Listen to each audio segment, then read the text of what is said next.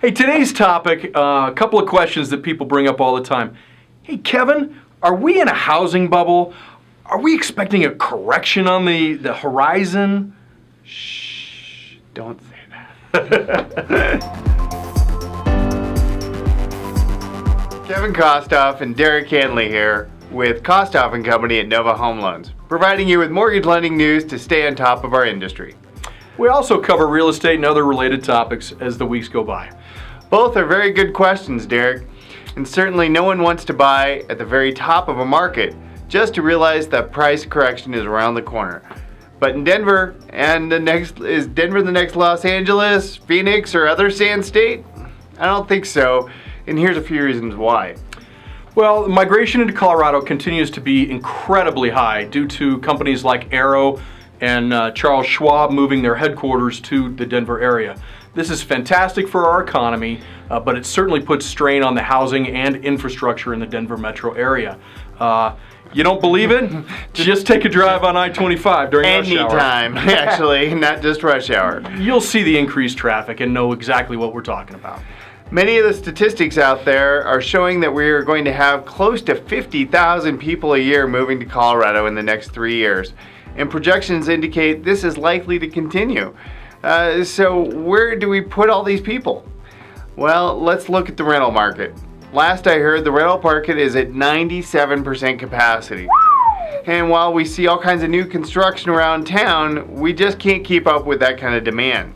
A very good friend of ours just signed a new lease on a one-bedroom apartment. One bedroom. For a whopping $1,600 a month. Yes, I did not slur there, $1,600 a month. And I had to fight to get that. So on the day of move-in, new water heater, new appliances, and $1,600 a month. That's a $300,000 mortgage.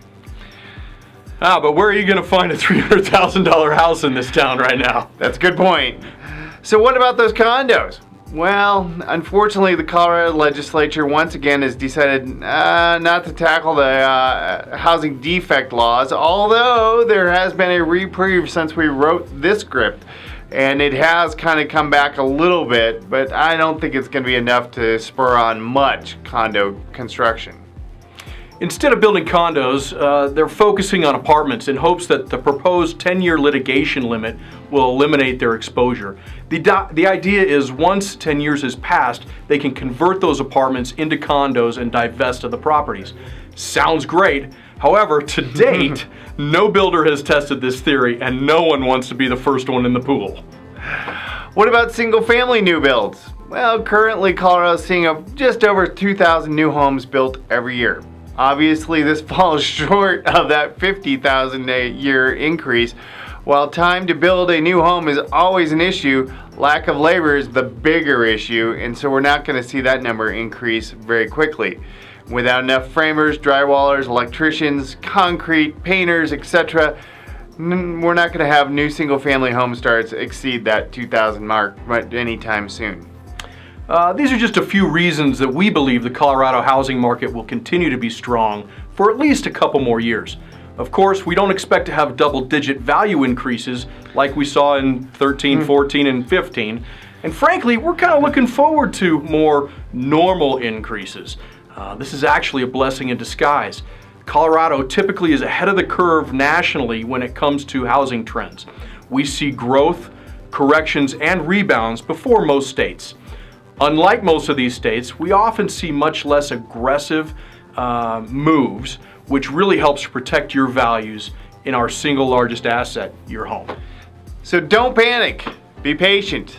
After all, buying a home is a huge decision and life-changing event. The right home will present itself, and we'll be there to help when it does. This is the outro.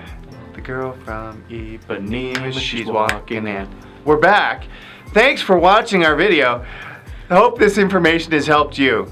If it is, please subscribe, and for more videos just like this, keep you up to date with mortgage lending news. Don't forget to check us out on Twitter, Facebook, and LinkedIn. All of the information is listed below for our contacts. Until next time, Derek and Kevin, checking out.